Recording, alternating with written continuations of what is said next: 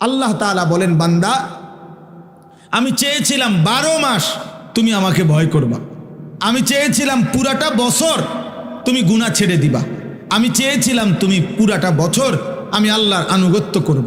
আচ্ছা যাও, ঠিক আছে, 11 মাসে ঘাটতি হয়েছে, কমতি হয়েছে, ভুল হয়ে গেছে, আচ্ছা ঠিক আছে বান্দা যাও, আমি আল্লাহ আবারও তোমার একটা নতুন সুযোগ দিতে চাই।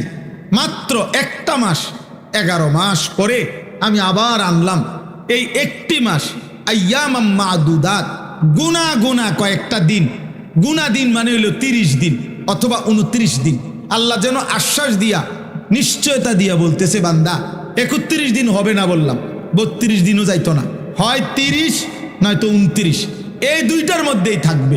29 বা 30 দিনের মাত্র গোনা হিসাব করা একটা মাস মাহে রমজান আমি আবারও 11 মাস পর পর তোমার সামনে আনলাম, আনলা তোমার কাছে আমি আল্লাহ পেশ করলাম।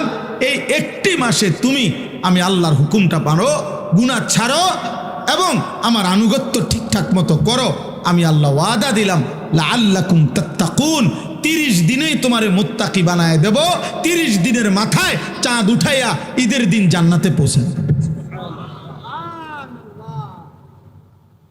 তুমি কদর করো। একটা কথা মনে রাখবেন, তাফসীরের মধ্যে আছে আল্লাহ তাআলা মূলত বান্দাকে মূলত মাফ করতে চায়, আল্লাহ তাআলা মূলত বান্দাকে জান্নাত দিতে চায়। এই জন্য আল্লাহ তাআলা বাহানা তালাশ করে কোনো না কোনোভাবে আমার বান্দারে মাফ করে দেওয়া যায় কিনা, কোনো না কোনোভাবে জান্নাত দেওয়া যায়। একটা মানুষ বুঝে আমি উনারে কথার দ্বারা ফেসাইতেছে, মনে করেন উনি আমারে বলেন, আমার ভিতরে ভিতরে যেন আমি ওনার কথাটা শুনতাম না, এই জন্য কথা ঘুরাইতেছে।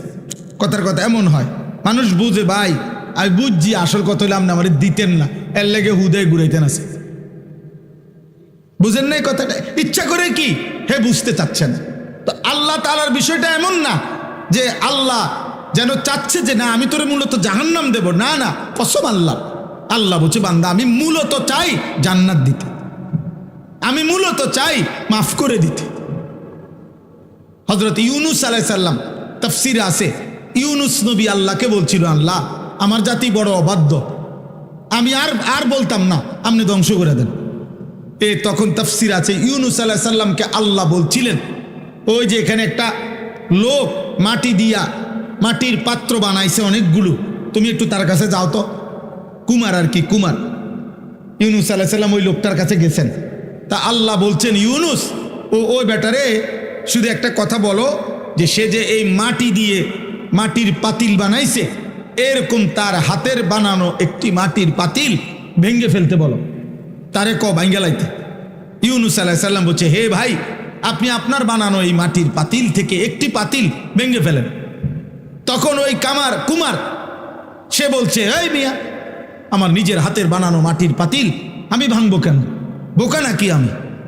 কেন ভাঙবো? এত যত্ন করে আমি বানাইছি। আল্লাহর কসম, ইউনূস আলাইহিস সালামকে আল্লাহ তাআলা তখন ডাক দিয়ে বললেন, ইউনূস, মাটির পাতিল যে বানায়, এমন এক মানুষ যদি এক সাধারণ মাটির পাতিল নিজের হাতে বানানো ভাঙতে না চায়, আমি যারে মায়ের পেটে 9 মাস রেখে নিজের হাতে সাজাইছিলাম, আমার দেওয়া চোখ নাক কান দিয়ে আমি বানাইছি যারে, আমার সেই বান্দাকে আমি কেমনে জাহান্নাম দিই? আমি ধ্বংস করে দেব কেন? ও যদি তার মাটির পাতিল ভাঙতে না চায়, আমি আমার এমন যত্নে গড়া বান্দাকে জাহান্নাম দেব কেন? ধ্বংস করে দেব কেন? আমি অপেক্ষায় থাকি মাফ করতে। আমার বান্দা কোনো দিন যদি 1 ফোঁটা রাত গভীরে চোখের পানি ফেলে, আমি ওরে মাফ করে দেব। যদি বলে বান্দা আল্লাহ গুনাহ অনেক বেশি, আল্লাহ বলবে সমুদ্রের ফেনার চাইতেও বেশি, বান্দা বলবে না। আল্লাহ বলবে আসমান পরিমাণ উচ্চতার চাইতেও বেশি, বান্দা বলবে না। তা আল্লাহ বলবেন, বান্দা আমি তো আসমান ছোঁয়া পর্যন্ত গুনাহ মাফ করতে রাজি।